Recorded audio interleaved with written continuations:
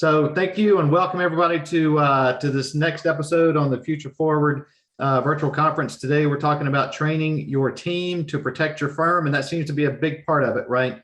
It's about how we respond as either employees or business owners, what we do, and what keeps coming up. Like yesterday when we were talking yesterday, the 2016 election, right? That was a big. It was a phishing scam, right? That got a lot of data. Regardless of what side you're on, it was a phishing scam, and probably one of the pretty high profile one, right? So, but I do want to say thank you to Tech Guru. I want to say thank you to Davo by Avalera and Swissnet, our sponsors of this event. And certainly want to say thank you to Sharrin and to Andrew for putting this content together for us and sharing their knowledge. I'll let them introduce themselves in just a minute after I get through some of the housekeeping items. First and foremost, this is CPE. And I have to say it every time. So you have to be here for 50 minutes, 50 minutes. You must participate in 3 of the poll questions. We have to know you're here. That's NASBA rule, not mine. Call them if you don't like it. But you do participate and you need to be here. And we will share, once I turn the presentation over to them, I'll put the link to our YouTube page, which is where the recording will sit. And I'll also put a copy of the presentation in the chat so you can get both of those there. We will also send that to you after this. Probably in about a day and a half, you'll get an email just with the link to all of the information from this presentation. And for the CPE certificate, we'll also send you an email within 24 hours or so, and that will have a link to a survey. Click the survey, and it's just a survey about the session. Share what you will on that, and then we'll send you your certificate. And of course, that's assuming that you did numbers 1 and 2, 50 minutes, and 3 of the 4 polling questions. And quick, high level on the learning objectives. We're going to be looking to evaluate the services you are providing currently and make a plan for security so you know all of the bases are covered. Determine the appropriate technologies to support security in your firm. Learn about the start, scale, and sell system that Sharrin has used to grow her own businesses.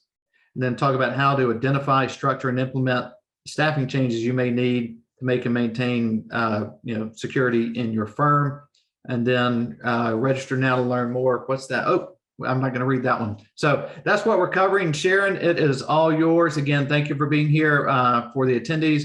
Thank you, Sharrin and Andrew, for spending another hour or so with us today. Wonderful. That's awkward. I got a shout out in the learning objectives. I didn't write that, Andrew, just so you know. So all of this stuff about me, I don't like talking about myself. I like to talk. So what I like to do is just tell you why I am somewhat qualified to talk about the subject that we are talking about. I started my firm in 2006. It's always been remote, always. I do not like going into office. I think it's terrible. I want the freedom. I want to be able to work longer if I need to without sitting through traffic. So we have always been remote since 2006 and have really just grown since then. When we started, there was no, QuickBooks Online. If it was, no, it wasn't. QuickBooks Online wasn't, I don't think it was around. If it was, I didn't know it because even in 2013, it was terrible, as we all know. So we were really using, log me in with remote desktop servers to get into QuickBooks on another remote desktop that probably sat in India. I don't even know. It was cloud-based servers. And then, of course, we grew into this day and age of technology. We added team members. And fortunately, we were remote prior to COVID, so we were ready for all of these things. So we've dealt with the online, remote, fraud, everything that you can think of, having a remote team since inception, and continue to keep moving that way. So now I have my firm, and I also educate small businesses, other accounting firms, etc., on building a remote team, scaling, and also acquisition. All you, Andrew. Well, it's interesting. I'm not a born in cloud business. My name is Andrew Wall. I'm the managing partner of CPA 4IT, a Canadian accounting firm. Can we flip to Andrew? Should we go to my slide? I'm trying to get there. I'll get there. I've lost it on my screen for some reason. So, but yeah, keep talking, Andrew. So yeah, we weren't a born in cloud business. I actually took over the practice from my father. So we've been in practice since 1984, and we go back to those early days of pen and paper. When the first security issue we had to deal with was our cats, who were either eating or peeing on paper, which I was a was real going to issue. ask you if you just said cats. Yeah, I said cats. I remember my dad sitting across from a meeting, going to pull out the client set of books, and it just dripping. All So right, that was one issue. that's a podcast topic. That's a we're whole gonna other talk podcast. about. We did, and then we moved on to magnetic tape backups. Remember those? Oh, geez. But we've been around a while, seen the evolution.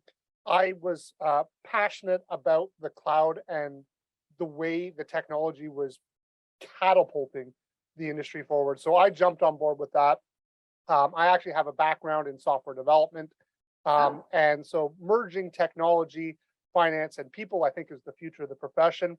And I think the leading credibility that I have that helps me to speak on this subject is that I have personally been through a cyber attack, as I mentioned in our conversation yesterday.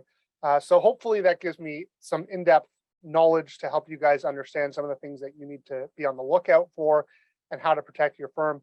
And of course, how to manage your team and help transition through that growth. Because one of the things that we did struggle with is making sure that we brought our team along. Because when you're a one-man shop, which I was for a small period of time, which is a whole nother story, it's a lot easier to implement these security processes and challenges. But when you're bringing a whole team along, there's a lot that goes along with that. And hopefully we're going to talk about that today. Yep.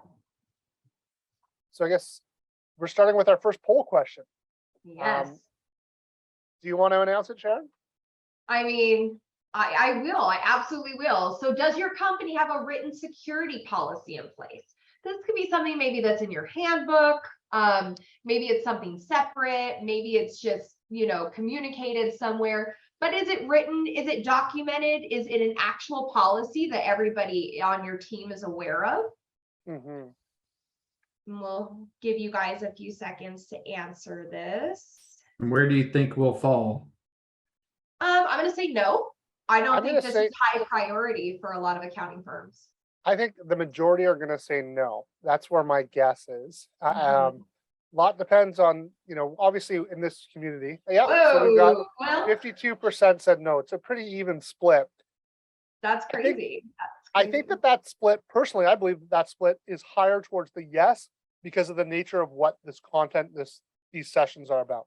Perhaps. So you've attracted people who obviously recognize the importance of security and probably have some understanding around the regulations that too require them to have, as we referred to it the other day, the WISP, right? Your written information security policy. And so it's, for those of you in the know, just be aware that you do actually have an obligation. If you are a US firm, the IRS does require you to have a WISP if you are a tax preparer. So I think that's probably, I guess, where we're going to kick off, right, Sharrin? Yeah, absolutely. So yeah, we're going to, honestly, we just both have a little bit to touch on each of these topics. And I am a huge, I don't know about you, I'm huge on policy and procedure. I am that person back in the day when I got my car, I read that manual. I wanted to know what the car is going to do. I am still to this day aced my driver's license test when I moved from state to, or my written, we won't get into driving. Especially my husband's in charge, but the written one, I always ace it because I am that type that I want to know the black, the white, and the loophole. I want to know the black and white so I know what I can and can't do and what that gray area sits, and that's just me. So I am really big about saying, here is what it is. Here it is for you. What do you mean you didn't know? I posted it right there. There it is. It's written. I talk about it. The link is everywhere. And you sign something saying it's there. So I feel like if it's written and it's in black and white, then it can't be argued. So to me, and you can update it, right? Like your policy and procedure, especially when it comes to security, you're learning, we're growing. The world that we live in, what works today may not work tomorrow. And, if you're on Mac versus PC, those are two different worlds. So I feel like things can always be updated, but if they're not written, then they're not real to me. Yeah, it's funny because I know from, our experiences as we've gotten to know each other, that you are a far more detail-oriented person than I am. I'm definitely a little bit more high level, and I hate reading instructions. But we are a firm that, again, have based ourselves on written policies and procedures. We're an ISO 9001 registered firm. There's not very many people, accounting firms that I've bumped into that are. And this is, again, my father's push on the importance of policies and procedures in the organization, because as much as I might be a doer rather than a planner, it really is important when you're working with a team that you create these policies and these procedures, and that as much as you might have it in your head, it's not easy for someone to follow a policy and procedure that's in your head, because you might remember it and think of it like that, but they're not necessarily going to be able to do that, even if you think it's a simple basic process that everyone should know and understand. So I think that there's, from the standpoint of, bringing your team along that journey, having written policies and procedures are important for every aspect of your business. But when it comes to security, it's, again, as I've said time and time again, and I do want to repeat it over and over again, because it is part of like a GLB Act in the US. The FTC issued a safeguards rule, which does require financial institutions who are under the jurisdiction of the FTC to have measures in place to keep their customers' information secure.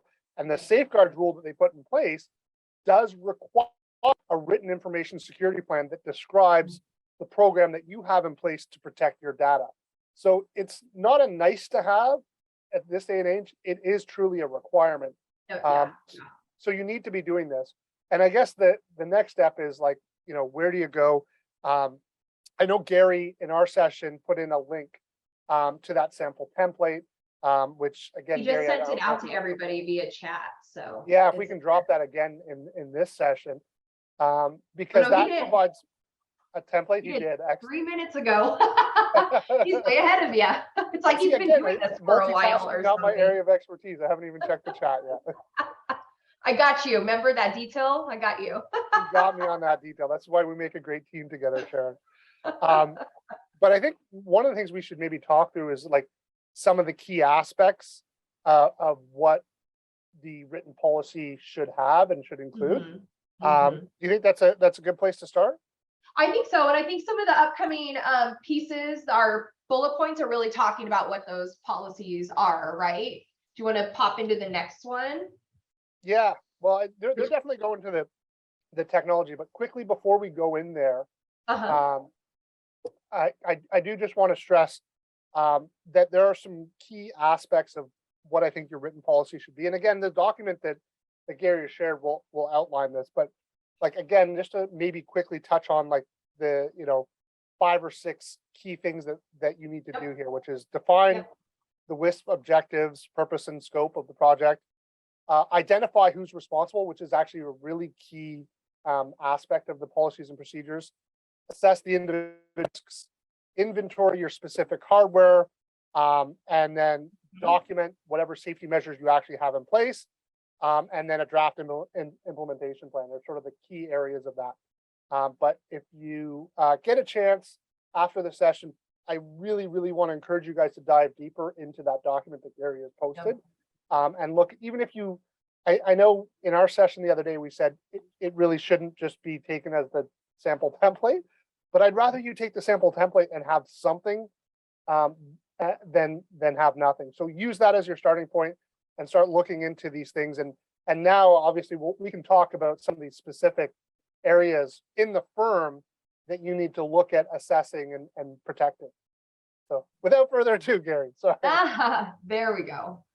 I just typed in all my information so I could have the WISP open in front of me. All right, so we'll go on to our next topic, of course, which is the equipment. This is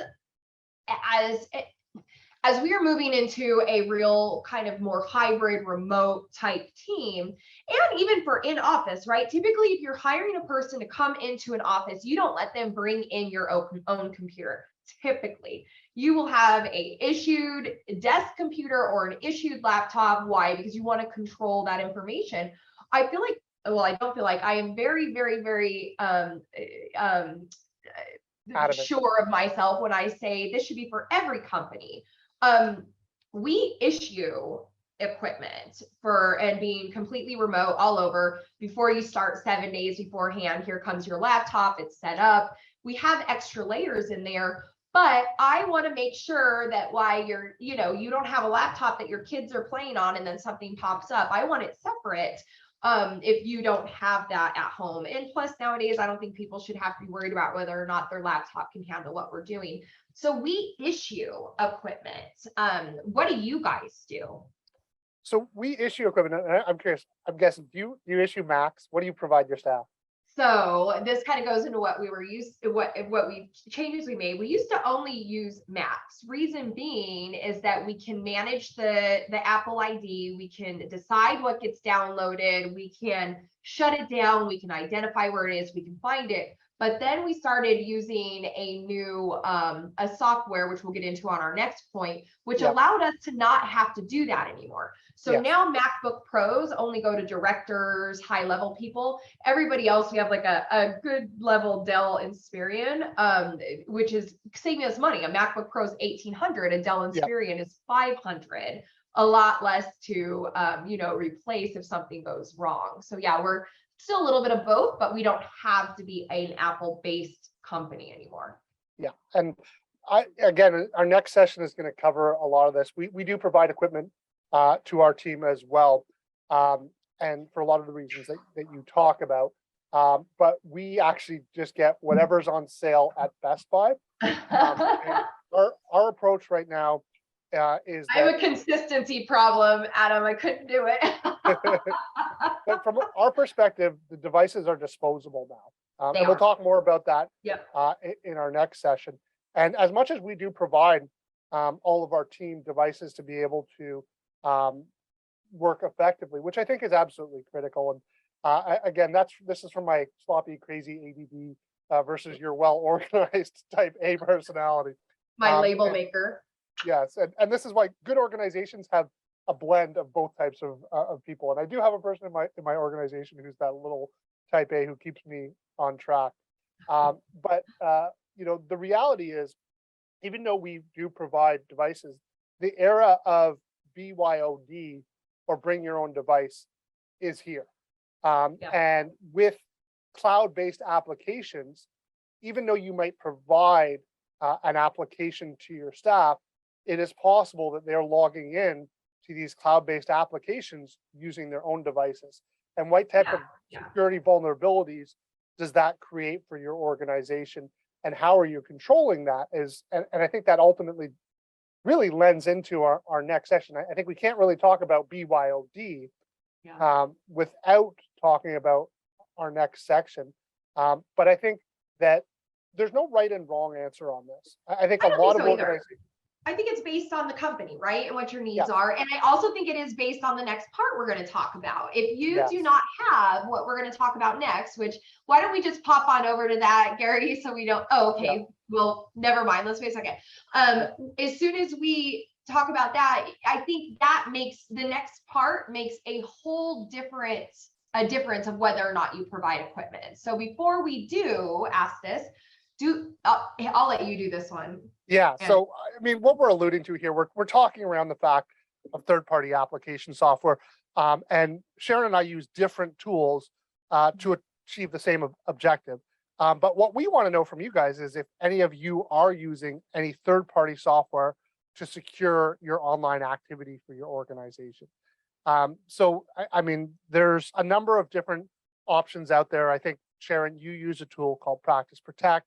Swissnet is a sponsor of this event who has a single sign-on tool. Is that who you use? I don't actually use Swissnet. Oh, neither of us are paid now. That's it. Shut down. But post this webinar, I might. And so what I love about Swissnet is actually Swissnet uses the same underlying technology as to what I was using. So I built up my practice. And we have been using this technology for, I think, about 6 or 7 years. So well before I ever even heard of Swissnet. But I am looking to switch Is over it a to, Canadian-based place or they is it are a US? Canadian-based Okay. player, but For like I everybody said, out there that doesn't know Andrew and I very well, Andrew is located in Canada. So he may Canada. speak a complete different language and be a lot nicer than me for obvious reasons. And I am a typical West Coaster in Vegas in the US. So if we talk about some different things, that's why. So this audience is really surprising me a lot. I thought we would have heavy on the nose. I thought we came back with 58% yes and 42% no. And I really thought we'd be like a 70-30 heavy on the nose. So this is great. We can head to the next slide and then Andrew and I can pop into this. So what we're talking about, of course, is the software, the third-party software. If you do not provide a third-party software, meaning it's a single sign-on, for example, I do use Practice Protect. It was really easy for me. It was honestly before not that I'm saying Practice Protect is as good as SwissNet. I'm just saying I didn't know what SwissNet was. There's a lot of, in our industry with our fintech, which these may or may not be considered fintech, but let's just for this say it is. There is a lot of things that do the same thing, but it's just a lot of UI or whatever reason. I love Jamie's Australian accent, so I would Practice Protect. But anyhow, when you log into these, what it is my team cannot touch anything until they log into Practice Protect. Inside of there is everything, the apps, the Google, anything they need, QuickBooks, everything to log in, and they can't get into any of these things outside of Practice Protect because their passwords and everything sit inside. Once you log in, it's a website, it's a cloud-based application, and you log in. I at first was like, you guys are using it, I'm not dealing with it. And they're like, sorry, it's all or nothing because of, we're very Google based. So I started using it. I'm like, oh, I don't even realize I'm in it because you go to the page and then you launch and it's launching a tab, right? Anyhow, so it's really, really user friendly. It's very fairly priced and it's super secure. We can see everybody who's logged in. If we see somebody logged in somewhere, we can kick them out. Nobody ever sees a password ever. They have really good customer support. So if you have something like that, my long story short, it doesn't matter what equipment you're using. It doesn't matter who is using their own laptop or not. It becomes a moot point because they have to have just one password to log into this session. The extra level of security for us is that we just make sure we just provide equipment. We probably will continue to do that just because it's like a perk, right? But if you are using something like this, you don't need to provide equipment to people who don't want it. Maybe they don't want to have 3 different laptops. So yeah. I'll let you talk now and I'll breathe over here. Yeah, I'll talk a little bit about what we do, which is very similar to what SwissNet does. So we run Citrix terminal services and a Citrix gateway controller running on Microsoft terminal services. What that effectively means is we have a portal that you would log into. And once you log into your portal, then you have access to your virtual desktop and your virtual applications. And again, we can control all the security around all of that. So basically, we are controlling all of the information once you're inside the portal, which gives us full control over the security. Yeah. So again, we don't really care what device you log into. And in fact, you can actually log into your virtual desktop from your mobile phone. Yep. Not great user experience, but you can, right? And I think that for us, the reason that terminal services, and I know that SwissNet does provide terminal services support, was important is that as much as I have embraced the cloud and I love cloud-based technology, we unfortunately still use a lot of desktop-based software up in Canada. Do you? Oh my goodness. If it's on a desktop, I freak out. I'm like, get everything off the desktop. Get it off. Put it in the cloud. I would love to get everything off of desktop. The reality is that there's a working paper software up here in Canada that's used by 90% of Canadian accountants called Canada thing, huh? Yeah, and it's a desktop-based software. They have a cloud-based version, but it's like QBO back in 2013. It's just not there yet, right? I know it's coming, Painful. and I know that QuickBooks is on. Did we all shudder? Did the world shudder when you said that? Because that was really terrible. I have a quick question.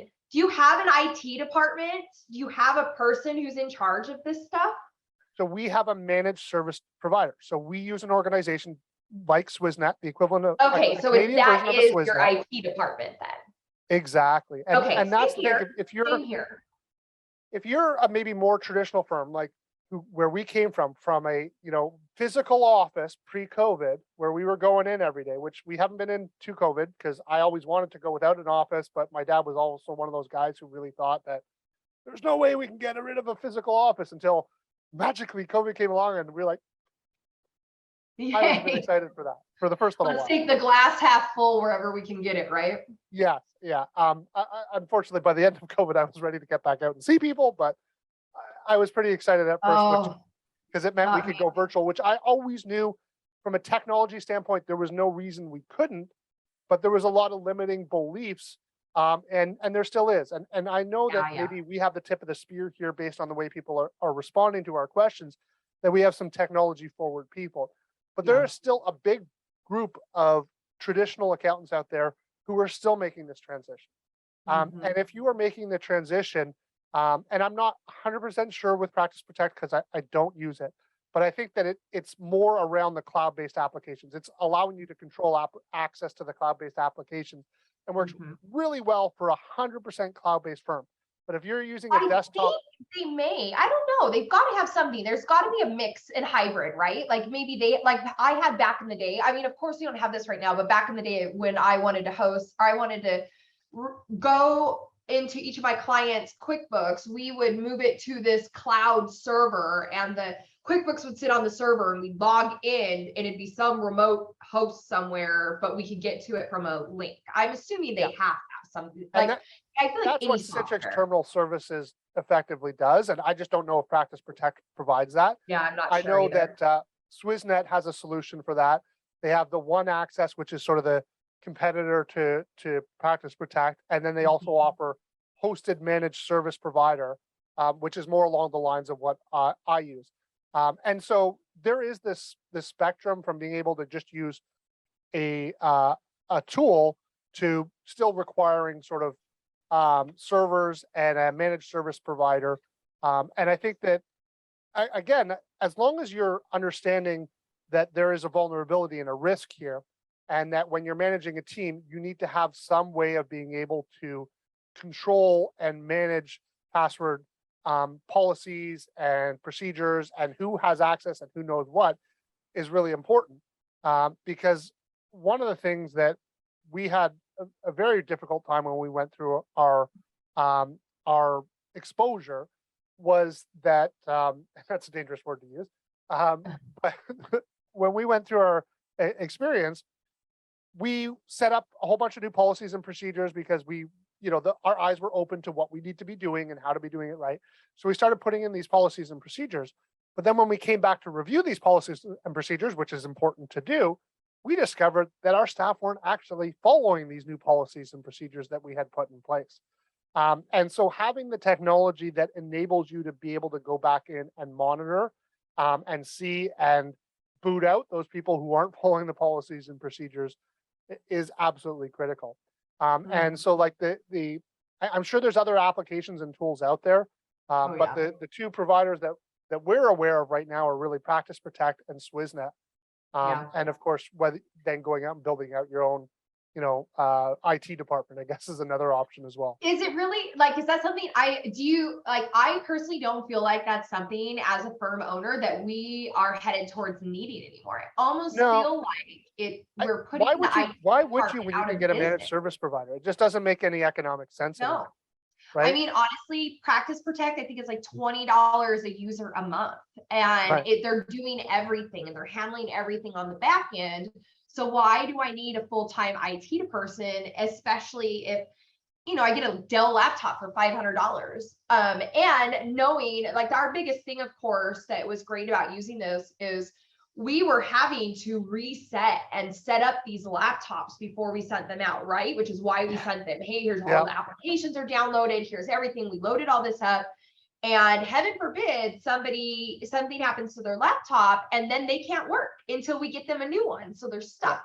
So the good thing with these new IT softwares that are out there, you don't have that downtime. You have that, they can jump into their home computer or a borrowed computer or a run to Best Buy and grab the other cheap, an Acer or whatever. There's no more downtime when it comes to this, and you don't have to worry about the security level because of it. So it really solved quite a few problems, because we were about to hire an IT guy that was going to be like on contract $1,500 a month. And then there was all this additional, like, hey, to reset a laptop, to resend out a laptop. And I'm like, there's got to be a better way. And that's when we really started looking into it. And of course, the main reason we got into this is kind of the next section. Are we ready? Do you think we're ready to I think we're ready. We've got to get into, make sure we get our polls up so everyone can get their PD. Yeah. So the next thing we're going to get into is really the phishing scam. So has anyone, yourself, in your company, your firm, whether you own it, whether you're a part of it, have you been a victim of an email phishing scam? A practice protect, a SwissNet doesn't always, stop these things. It's really information and knowledge. And these come up a lot. And I'm going to say we have a lot of heavy yeses. And I don't know. Especially if we say victim? Yeah, I guess it depends how we define victim. Have you received? That's what I was gonna say. A victim. If you received, I'm like 100% yes. I mean, I don't. To me, a victim is, oh crap, they almost got me. I think we've all got the, hey, this is your boss.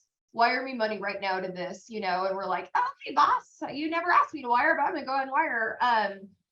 Or, there's been some of them, they get tricky. They get so tricky. And that's where I guess client policy and procedures, two-factor, two hands on everything.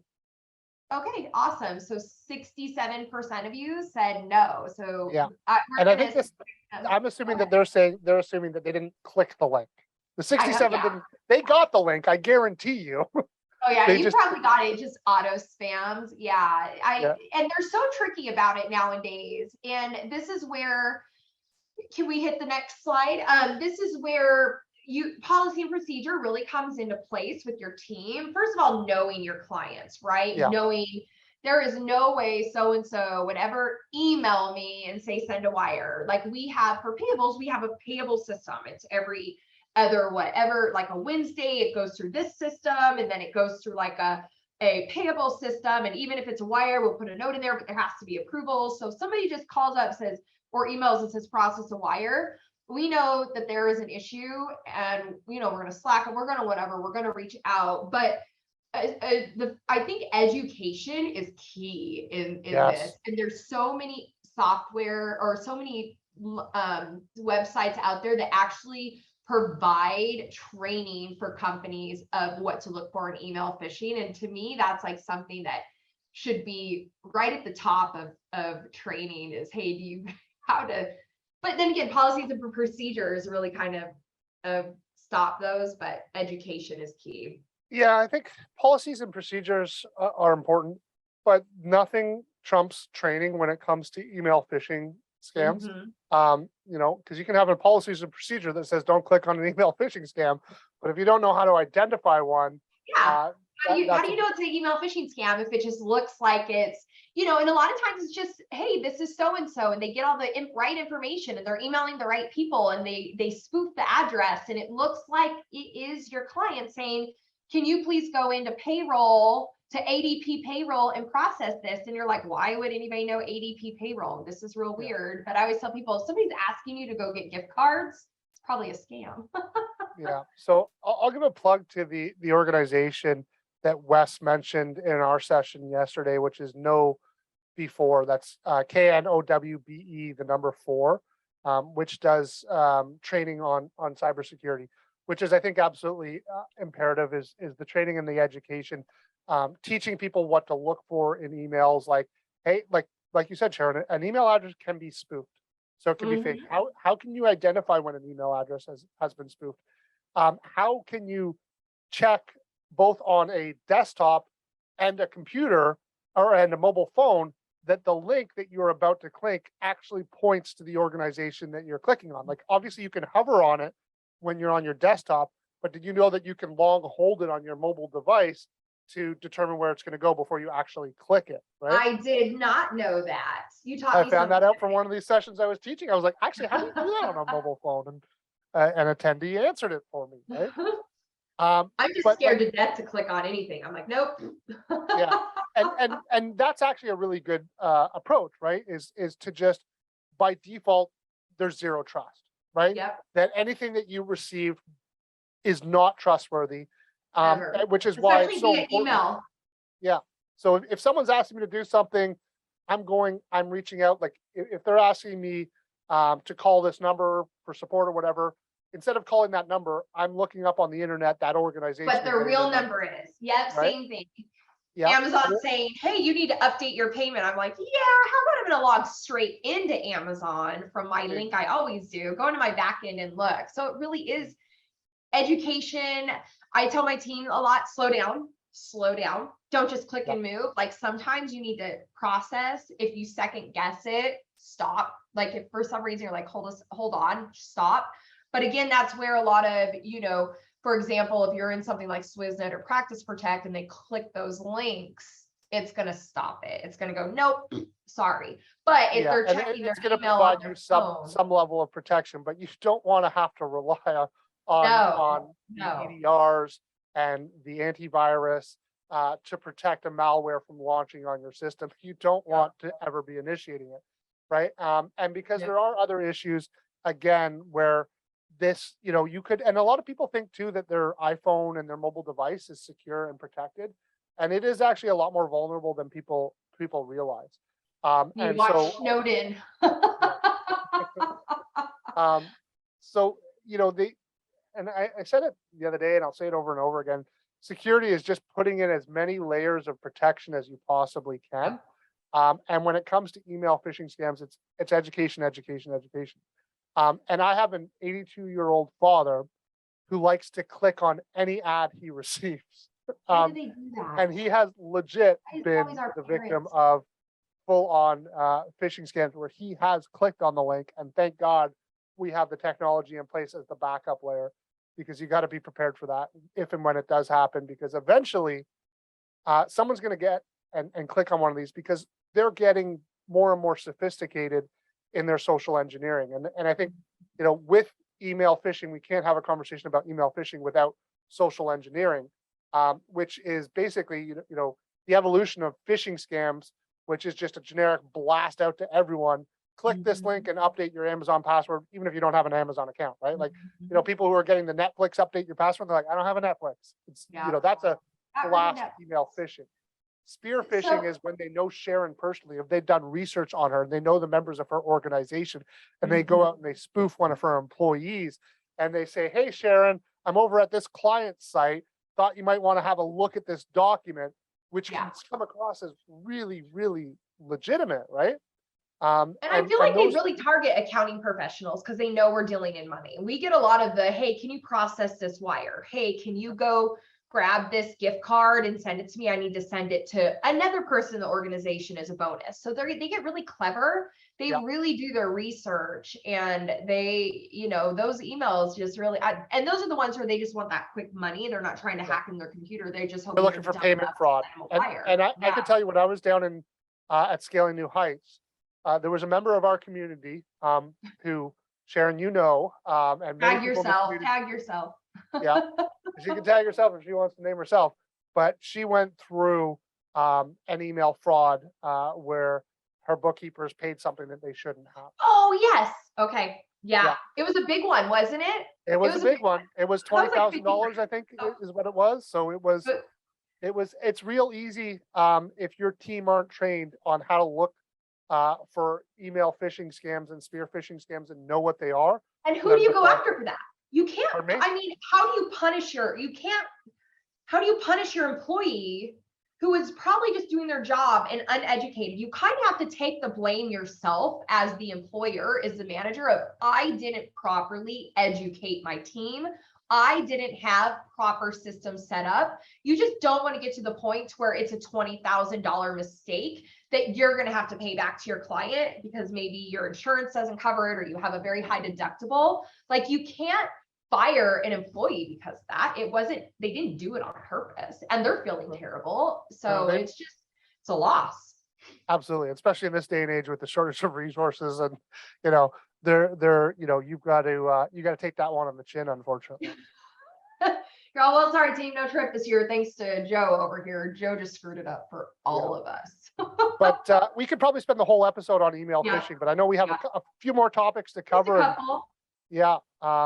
So secure password, and I feel like this is where a lot of people get real messed up. And this is in the accounting industry. I feel like we just do not hold tight on this enough. It's so easy when I don't know about you, but being a full service accounting, advisory, clients would be like, hey, here's the password to my whatever. I use it too. And I'm like, so whenever we get that, my team, they go in and they try, instead of having the client do it, they try to go in and set up their own user ID. Typically the operations manager will set up our own user ID, get it set into our system, our 1Pass, so no one else has it, and then we go back to the client and go, hey, we just set up our own, please change your password right now. And then we delete their information out. But for so long, I can't even tell you, I think in 2015, 16, for my company, I'm gonna tell everybody this right now. We used a Google spreadsheet of passwords, and we all just shared the Google spreadsheet. We just log in and click and update, and I'm like, if this spreadsheet got hacked, there's the security questions, the last four of the card, and I'm like, there's got to be something out there because this is terrible. And then we found, I think we started with LastPass, and we were a Mac company, so LastPass just didn't work very well. And then we went to 1Pass. Now we don't need 1Pass because we're in Practice Protect. But the one thing I don't love about, like, say, 1Pass is that anybody on the team can see the password. I don't love that. Like, somebody can still click and save elsewhere, but it's better than being Google. There are ways around that with LastPass as well. So you can actually, if you create all the passwords for the individuals and then you share that with them, you can decide when you're sharing a password. Yeah, you can hide it.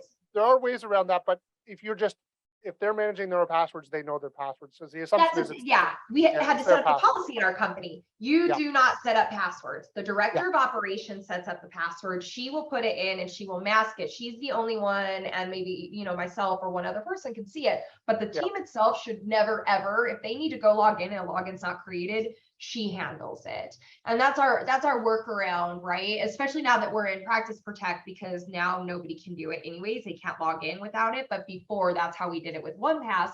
But then, like you said, we can have different vaults, decide who sees what in the vault, and they never see the password. They just they have the access. But sometimes I found certain websites, you can actually copy and paste. Yeah, you can log in and you can change it, or they could log in and change it. There's staff are really sophisticated at finding loopholes in policies and procedures. They can break every system. Are smarter than all of us. I figured that out the hard way. But the reality is, generally speaking, most people are terrible at password hygiene.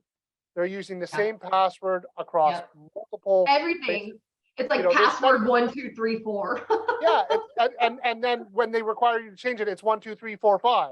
1, 2, 3, 4, 5. Like, they just add another digit onto the same password that they use everywhere. The O in password is now a 0. Oh no, Susie. and so actually, I got another good story for you. Do you know who Mr. Beast is? Have you ever heard of Mr. Beast? Yes. Yeah. Oh yeah. I love his videos. Yeah. So for those of you who don't know, Mr. Beast he's a big YouTuber. I think recently his YouTube channel, he was offered $1 billion for his YouTube channel and he turned it down. So that tells you the level of money this guy is making off his YouTube channel. And he had his house broken into, and on his laptop, written on a sticky note on his keyboard, was the password for his crypto wallet. Mr. Beast. Mr. Beast. And his password. So that is terrible. And he jokes about it now because he's like, this is the dumbest criminal that ever existed.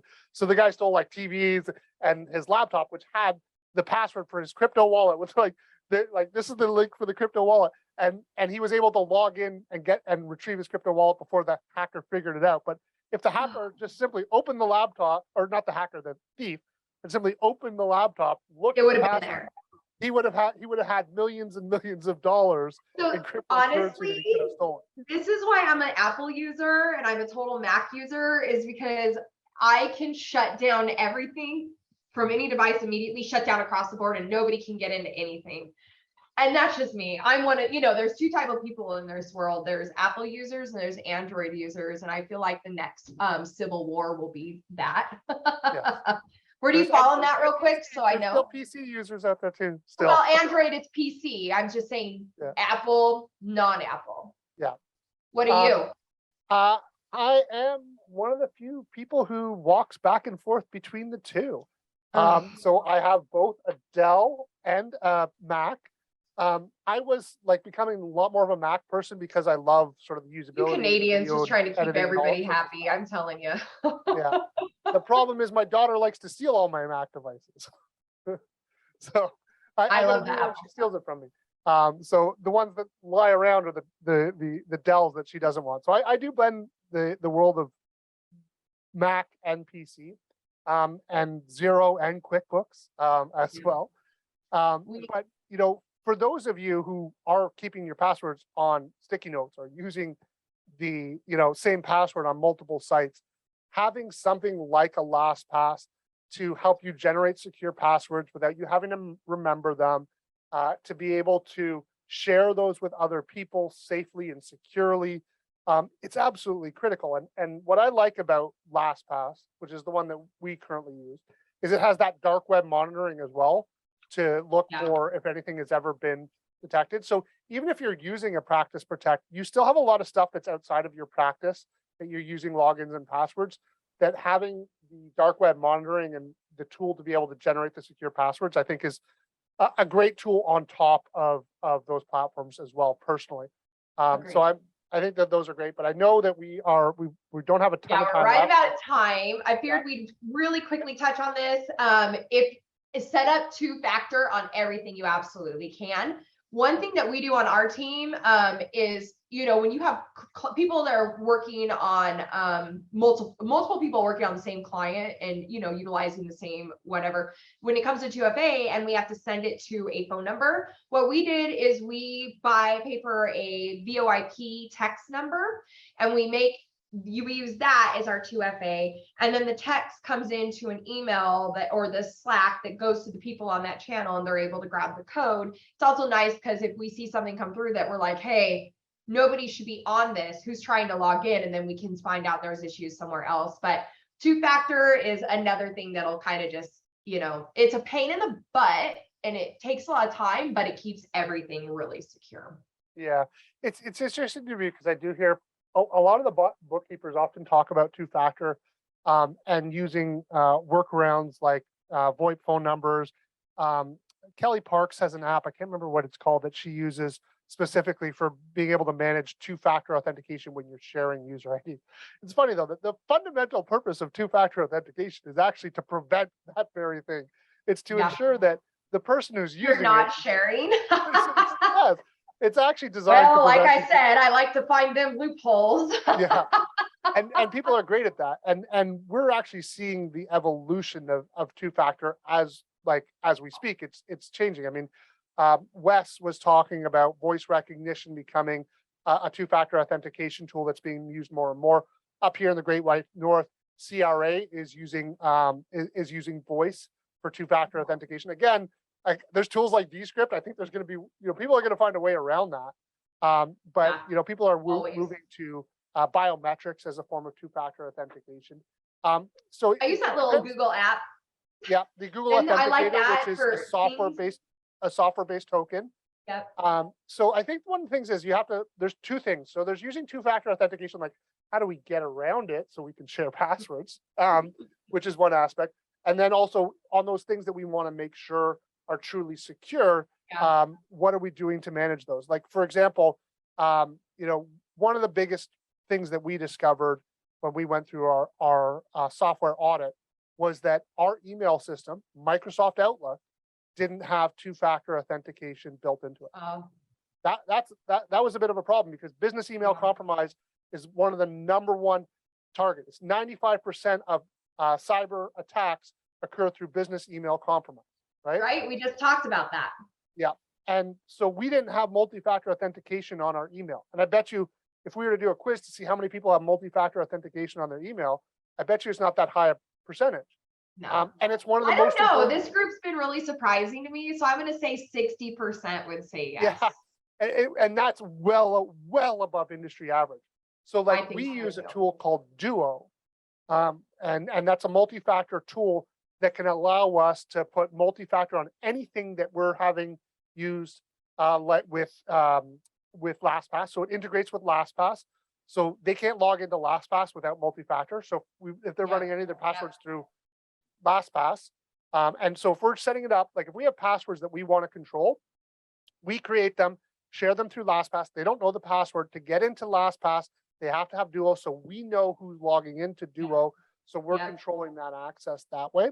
And then also for email, we know that the person who's actually going into the email account that is our privileged confidential information is the people that we've given access to. Now, I say we know. We have a high probability of knowledge because there are ways around it. A good hacker with the unlimited resources can get around two-factor authentication, as Wes said the other day. I mean, if somebody wants to get in, they're getting in. Just make it as hard as possible for them to do it, or have enough hurdles set up that hopefully they're going to trip over one, you're going to catch them. Exactly. I think that's the takeaway. Yeah. My favorite line, you don't have to outrun the bear, just outrun the guy next to you.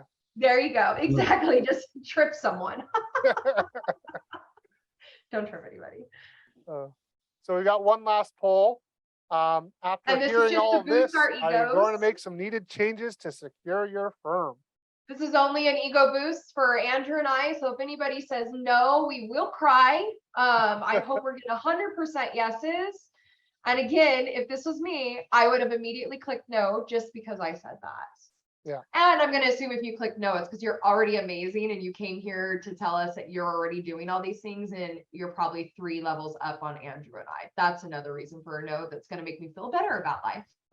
Yeah. And I'll shut up and let Gary do its final. There's still lots for me to learn in this security and policy thing. And I think as Wes said in my session with him the other day, it's just constantly evolving, right? And what we know and understand as our way of protecting our firm today is going to change. So this is a topic where you can't rest on your laurels. You need to come back to this session every year. And thank you, Gary, for putting on the session and making sure that this education gets out to the community. Because it's not a message that can ever go away. No, it's not a one time. Yep. Yeah, you probably have to double down every year, right? Because you probably need more content on it each year. Yeah, because the criminals are not sleeping. So, all right, and we ended up at where'd we end up? Ended up at 91% are going to make some changes. 3 of you and I are going to have a chit chat. Can we get those names, Gary? Can we get those names? We do, actually. We'll send them over. So, Sharon's going to be calling you up personally. I'm going to your LinkedIn. All right, we're going to wrap it up here. Thank you, Sharrin. Thank you, Andrew. Certainly appreciate you guys both cutting some time out of your 2 days in a row here to share your knowledge and your information. It's a bit overwhelming, and I think it's just the thought of it's overwhelming. I think you laid out a really good list of things that people need to be thinking of, and kind of an order in which they could follow what the kind of the main topics you talked about here, and just address those one at a time. If not just calling up Swissnet and saying, "Hey, help me out," right? And so, speaking of Swissnet, let me get one last plug on for the sponsors. Again, it's Tech Guru, Davo by Avalara, and Swissnet were our sponsors, made this possible. So we certainly appreciate their support. Again, Sharrin and Andrew, thank you so much for sharing your information and taking your time out of your day to be with us here. As a final reminder, attendees, you will receive an email. There's going to be a survey link. And yes, you can click on that link. It is going to be legit, as far as we know. And hover over it. That'll give you the opportunity to evaluate the course, and then we'll send you your certificate after that. Of course, that's assuming you were here for 50 minutes and did your 3 polling questions. So thank you very much. We're going to wrap this up and look for information coming on our next version of this, which will be November 30th and December the 1st. That'll be, we'll start promoting that probably in the next week or so on Insightful Accountant. So thank you all. Have a great week, and we'll see you soon.